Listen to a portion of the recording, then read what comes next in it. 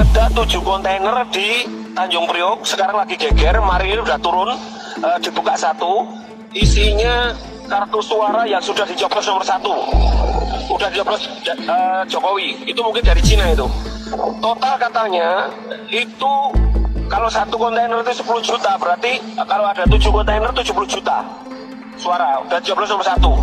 Tolong sampaikan ke akses ke Pak Daramake Apake atau ke Gerindra Pusat untuk segera ke sana. Ini tak kirimin nomor telepon orangku yang di sana, yang nanti bimbing ke kontainer itu, ya. Atau syukur akses ke Pak Joko Santoso, pasti marah kalau beliau. Ya langsung ngecek sana ya.